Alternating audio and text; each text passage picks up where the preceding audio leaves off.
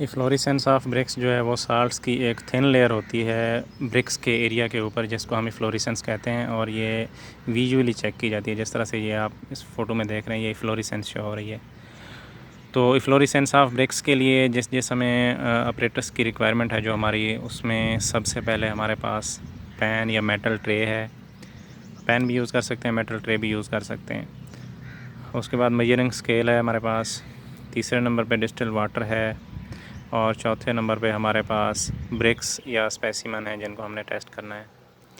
तो प्रोसीजर में सबसे पहले स्टेप में हमने 2.5 सेंटीमीटर यानी कि 25 मिलीमीटर आपने वाटर पैन के अंदर फिल करना है। देखिए हमने 25 मिलीमीटर जो है इसके अंदर वाटर फिल कर लिया है।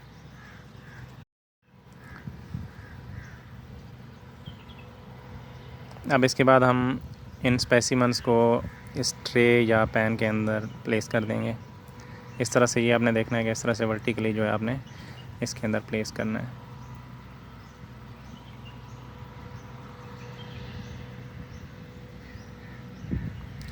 और इसके लिए रूम का वेंटिलेटेड होना बहुत ज़रूरी है। ये हमने चारों सैंपल्स को जो है वो पैन के अंदर प्लेस कर दिया है और रूम जो है हमारा वेंटिलेटेड कंडीशन में है। अपने ब्रिक्स को छोड़ देना है जब तक ये पूरा वाटर जो है वो एब्ज़ॉर्ब नहीं कर लेती। तीसरे स्टेप में आपने ब्रिक्स को छोड़ देना है जब तक ये सारा वाटर एब्ज़ॉर्ब नहीं कर लेती। अब आप देख सकते हैं कि ये इन्होंने सारा वाटर जो है वो एब्ज़ॉर्ब कर लिया है। इसके लिए तकरीबन 18 से 24 घंटे इसको लग जाते हैं। तो इन्होंने ये सारा वाटर जो है वो एब्ज़ॉर्ब कर लिया है।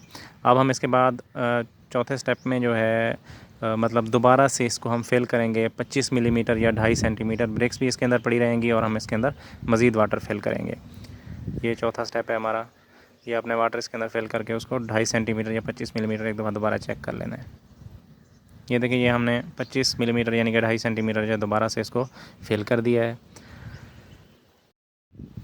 अब ये फिल करने के बाद आखिरी स्टेप में आपने इसको दोबारा से छोड़ देना है वेंटिलेटेड कंडीशन में जब तक ये दोबारा से होल वाटर एब्ज़ॉर्ब नहीं कर लेती। तो ये होल वाटर एब्ज़ॉर्ब करने के बाद आपने इनको देखना है कि जब तक ये ड्राई नहीं हो जाती। जब ये ड्राई हो जाएंगी तो उसके बाद इसके ऊपर जो है वो साल्ट्स की एक जो है वो थिन लेयर शो होगी। जिस तरह से आप देख सकते हैं कि वाइट कलर के जो साल्ट्स हैं ये इसकी सरफेस पे शो हो रहे हैं। तो ये जो है ये इसकी फ्लोरेसेंस है, इसको आपने विजुअली देख लेना है।